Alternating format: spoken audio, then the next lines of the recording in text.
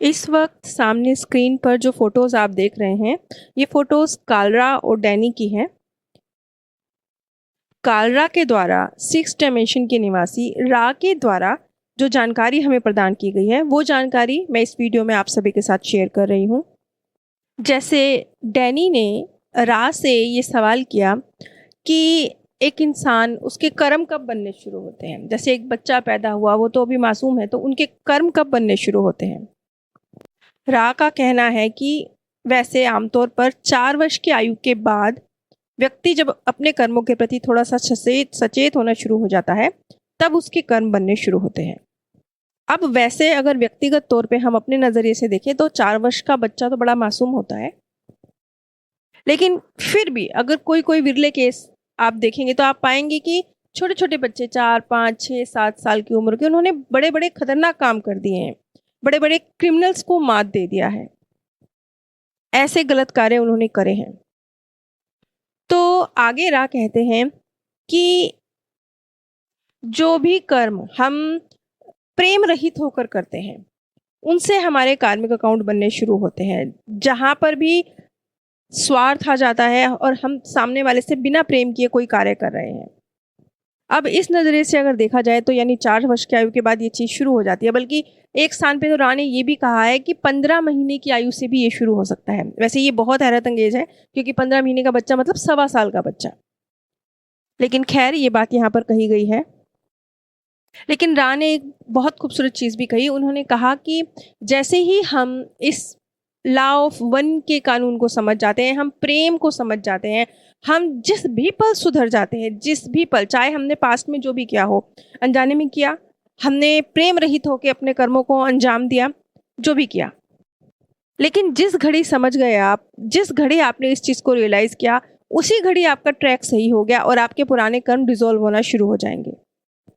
अगर इस नज़रिए से बात को समझा जाए तो एक बहुत अच्छी बात ये भी है, आप अगर ध्यान देंगे कि हम लोगों के जो ज़्यादातर कर्म होते हैं वो न्यूट्रल होते हैं, या जब हम अपने परिवार के प्रति कोई कार्य कर रहे होते हैं तो वो प्रेम भाव से कर रहे होते हैं। जिसे हम प्रेम रहित कर्म कहते हैं, वो अगर तुलना की जाए तो थोड़े कम होते हैं।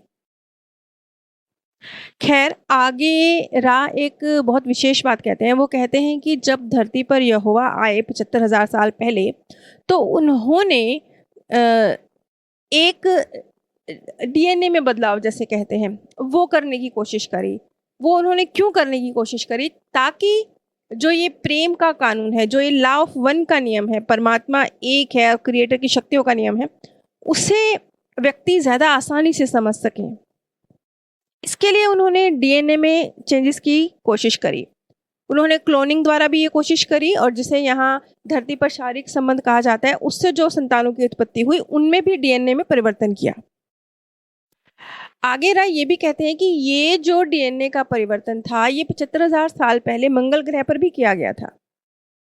अब ये जो यहोवा द्वारा डीएनए में परिवर्तन किया गया था, किया तो सकारात्मक तरीके से किया था ना, कि ये जो हम लोग हैं वो लॉ ऑफ वन के नियम को ज़्यादा बेहतर तरीके से, जो अपनी 5 इंद्रियां हैं, इनके थ्रू महसूस कर सकें, कर्म को और बेहतर कर सकें। लेकिन इसमें एक गड़बड़ हो गई। गड़बड़ ये हुई कि जैसे जो नए डीएनए द्वारा जो नए उत्पत्ति हुई, नए शरीर जो उत्पन्न हुए, वो ज़्यादा ताकतवर थे, ज़्यादा बुद्धिमान थे, ज़्यादा खूबसूरत थे, ज़्यादा पावरफुल थे। तो एक तरह से एक विशेष एलीट वर्ग तैयार हो गया, जो अपने आप को सुपीरियर समझने लगा। ऐसे समझ लीजिए, बहुत सिंपल साधारण भाषा में कहा जाए कि निर्माण तो किया गया चाकू का, कि सब्जी काटी जाए, काम आराम से हो जाए, लेकिन कोई इंसान उसका इस्तेमाल किसी के पेट काटने के लिए करना शुरू कर दे। बस ये ऐसे ही है। तो यहोवा द्वारा जो डीएनए में परिवर्तन किया गया, वो किया तो सकारात्मक कार्य के लिए गया था, लेकिन वो जो एलीट वर्ग था, जो जब उन परिवर्तन के साथ जो नए शरीर की उत्पत्ति हुई, वो ज़्यादा पावरफुल था, इसलिए वो अपने आप को सुपीरियर समझने लगे, दूसरों की तुलना में बेहतर समझने लगे। और जब ऐसा होता है, तब अनुनाकिस के द्वारा उनके ऊपर कंट्रोल करना आसान हो जाता है, और ऐसा हुआ भी। और जब इस तरीके से हुआ कि एक जो नया शरीर लोगों को मिला, वो अपने आप को सुपीरियर समझने लगे, और फिर जो अनुनाकिस थे उनके द्वारा उनके माइंड में और भी ज़्यादा कंट्रोल किया गया। तो एक चीज़ और शुरू हुई कि ये जो सारी प्रक्रिया हुई इसमें एक चीज़ और हो गई कि जैसे ये एलीट वर्क था ना, तो ये जो एलीट वर्क था ये भी तो लोगों को निर्देश देना, काबू करना, उनको अपने ऑर्डर पे चलाना, यानी फ्री विल का उल्लंघन कर रहे थे ना ये लोग तो अपने आप को सुपीरियर समझ के फ्री विल का उल्लंघन कर रहे थे। लेकिन जिन लोगों की फ्री विल का उल्लंघन हो रहा था वो भी तो बड़ा खुश थे, वो भी इस माइंडसेट के साथ थे, उनके अंदर भी इस तरह की सोच डेवलप हुई कि उनको भी उनकी फ्री विल का उल्लंघन नहीं लग रहा था, उन्हें भी बल्कि अच्छा लग रहा था। ये ऐसे समझ लीजिए जैसे आप दो मित्र हैं या मान लीजिए पिता पुत्र हैं। पिता अपने बच्चे के लिए सारे डिसीजन लेना शुरू कर दे, वैसे ये गलत है क्योंकि बच्चे की फ्री विल है ना, बच्चे को अपनी लाइफ के डिसीजन खुद लेने की आज़ादी होनी चाहिए। लेकिन पिता लेना शुरू कर दे और बच्चा भी खुश होने लगे कि चलो मेरी रिस्पॉन्सिबिलिटी नहीं, अब मैं ये डिसीजन मेरे पापा ने लिया है, मैं गलत करूँ या सही करूँ रिस्पॉन्सिबिलिटी मेरे पापा की, मैं तो अपने पापा के कहने पे शादी कर रहा हूँ, अब ये शादी अच्छी चले या बुरी चले रिस्पॉन्सिबिलिटी मेरे पापा की, क्योंकि डिसीजन मेरा थोड़े है। तो बच्चे को भी मजा आने लगे, ये कुछ ऐसा होना शुरू हो गया। यानी वो जो एलीट वर्क था जब उसके द्वारा अपने आप को सुपीरियर समझ के एक कमांड की तरह लोगों पर कंट्रोल करने की कोशिश की गई, उनको अपने तरीके से चलाने की कोशिश की गई, तो गलत था। उनकी फ्री विल का उल्लंघन हो रहा था, लोगों की फ्री विल का उल्लंघन हो रहा था, लेकिन लोग भी तैयार थे क्योंकि उन्हें भी ये चीज़ अच्छी लग रही थी। यहाँ से धर्म युद्ध की नींव पड़नी शुरू हुई। धर्म युद्ध शायद मैं शब्द गलत इस्तेमाल कर रही हूँ, मतलब धर्मों में नफरत की नींव पड़नी शुरू हुई। हमारे धर्म में ये लिखा है, हमारे धर्म में ये लिखा है, ये ही ऐसे ही सही है, ये जो इसके अपोजिट है ये गलत है। और ये सब जब हुआ ना इतने खतरनाक तरीके से हुआ कि लोगों ने अपने माइंड को बिल्कुल ही इस्तेमाल करना बंद कर दिया, एकदम सरेंडर कर दिया। उनके लिए जो एलीट वर्ग उनको निर्देश दे रहा है वो सत्य वचन है, फ्री विल पूरी तरह से खत्म कर दी। इस तरीके से अनुनाकीस का कंट्रोल बढ़ना शुरू हो गया। अगर आप इस सारी बातों पे ध्यान देंगे तो आप पाएंगे कि कुछ इसी तरह की जानकारी डॉक्टर नरूडा का 5th इंटरव्यू इसमें भी दी गई है। उसमें तरीका थोड़ा सा अलग है, यहाँ पे यहोवा नाम लिया गया है, वहाँ पे कुछ और नाम लिया गया है। लेकिन वहाँ पर भी ये बात कही गई है कि जब जो आत्माओं में चिप थी, जब एक जो उसको बेहतर करने की कोशिश करी गई, जो उन्हें एक पार्टी जिसे ये लग रहा था कि नहीं जो मनुष्य हैं उनके साथ बेहतर होना चाहिए, उनके साथ अच्छा होना चाहिए, ये गलत हो रहा है।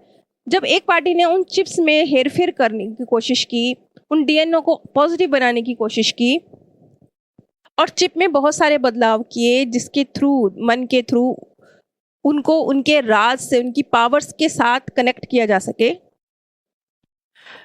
उन्होंने एक रास्ता बनाया। लेकिन अनुनाकीस ने अपना कंट्रोल जो था, मतलब वो रास्ता सबके लिए खुल नहीं सका, तो अनुनाकिस का कंट्रोल मनुष्यों पर बना रहा और किसी किसी के लिए वो द्वार खुल गया तो उसकी समझ का दायरा यानी वो लॉ ऑफ वन के साथ कनेक्ट होना शुरू हो गया। अगर आप ये लॉ ऑफ वन का जो ज्ञान है और डॉक्टर नरूडा का 5th इंटरव्यू इस पर थोड़ा सा ध्यान देंगे तो आप पाएंगे शब्दों का हेरफेर है, लेकिन बात का जो मर्म है, जो तथ्य है, जो मुख्य पॉइंट है वो एक ही है। कुल मिला के कम शब्दों में अगर बात की जाए तो यहाँ पर भी ये कहा गया कि जो हम मनुष्य हैं हमें हमारे डीएनए में चेंज किया गया, कुछ एक एलीट वर्ग तैयार हुआ जो किया तो पॉजिटिव भावना के साथ किया गया था कि इनको लॉ ऑफ वन की, उस क्रिएटर की समझ ज़्यादा आसानी से अपने 5 इंद्रियों के थ्रू ज़्यादा आसानी से हो। लेकिन हुआ उल्टा, जो अनुनाकिस थे उनका कंट्रोल, क्योंकि वो अपने आप को सुपीरियर समझने लगे, ज़्यादा होने लगा। अब रा बताते हैं कि हुआ ये कि ये जो वर्ग एक तैयार हो गया था, ये वर्ग बजाय इसके कि जो जिस पर्पस से तैयार किया गया था वो लोगों में ये जो प्रेम का ज्ञान है ज़्यादा अच्छी तरह से फैला था, एक का ज्ञान है ज़्यादा अच्छी तरीके से फैला था, इसके बजाय ये होना शुरू हो गया कि उन्होंने अपने आप को ही ग्रोथ देना शुरू कर दिया, अपने आने वाली पीढ़ियों को ही बढ़ाना शुरू कर दिया। मतलब ये वो ज्ञान तो समझ गया, उनको समझ आ गया लॉ ऑफ वन का ज्ञान क्या है, क्रिएटर कैसे कार्य कर रहे हैं, उन्हें सब समझ आ गया, लेकिन उसका इस्तेमाल उन्होंने अपने और अपनों के लिए करना शुरू कर दिया। अब जब ये सब हुआ 75,000 साल पहले, तो एक बार फिर यहोवा आए और उन्होंने इन सारी चीज़ों को ठीक करने की कोशिश की जो उनका पर्पस था, लेकिन वो नहीं कर सके। क्यों? क्योंकि तब तक जो ओरियन समूह था वो बहुत अच्छे तरीके से उस एलीट वर्ग के ऊपर काबू कर चुका था। आगे राह बताते हैं कि जो यहोवा थे वो महासंत के ही थे, लेकिन जो उन्होंने मदद करने की कोशिश करी वो गलत हो गई। बल्कि रा ने तो इससे भी आगे एक बात कही कि जब यहोवा धरती पर आए और उन्होंने इस परिवर्तन को करने की कोशिश करी, क्योंकि उन पर भी ये नियम लागू था ना, धरती पर आने के बाद वो सब भूल गए। पर्पस याद था, मैं किस पर्पस से आया हूँ, वो कार्य करने की कोशिश करी, लेकिन वो पिछली यादें तो भूल चुके थे। तो उस वक्त जो ये ओरियन समूह था, ये उनके माइंड के साथ भी, उनके साथ भी खेल गया। उन्हें भी लगा कि मैं जो कर रहा हूँ बहुत सकारात्मक कर रहा हूँ, लेकिन वो उल्टा हो जाएगा, ये उनको भी समझ नहीं आया। और जो ओरियन ग्रुप था वो उनका भी इस्तेमाल कर गया, क्योंकि एक्चुअली ऐसा तो नहीं है ना कि ओरियन ग्रुप बहुत समझदार है, उसी भी लॉ ऑफ वन की जानकारी है, वो भी बहुत इंटेलिजेंट है। उसमें और इसमें फर्क क्या है? फर्क सिर्फ महासंत और ओरियन ग्रुप में यही है ना कि ओरियन ग्रुप अपने लिए उस पावर का, उस ताकत का, उस ज्ञान का इस्तेमाल करता है और महासंत सबके लिए करता है। फर्क सिर्फ यही है। अब अगर आप या आपके आसपास कोई व्यक्ति है जो अपने आप को दूसरों से सुपीरियर समझता है, किसी भी वजह से समझता हो, चाहे वो धन से, बुद्धि से, रंग रूप से, प्रतिष्ठा से, जैसे भी समझता हो, अगर वो अपने आप को दूसरों से सुपीरियर समझ के जी रहा है, कार्य कर रहा है और दूसरों को अपने हुक्म पे चलाने की कोशिश कर रहा है, तो वो ऑटोमेटिकली ओरियंस के साथ हो जाएगा या हो गया, हो चुका है। नीचे डिस्क्रिप्शन बॉक्स में आप सभी के साथ अमेज़ॉन का लिंक शेयर किया गया है। अगर आप इस लिंक के माध्यम से कुछ भी परचेज करते हैं तो बिना कोई धनराशि खर्च किए भी आप इस ज्ञान कार्य में सहयोग दे सकते हैं। आप सभी पर परमात्म सौंदर्य, प्रेम और आनंद सदैव बरसता रहे। आप सभी दिव्य परम धाम में स्थान प्राप्त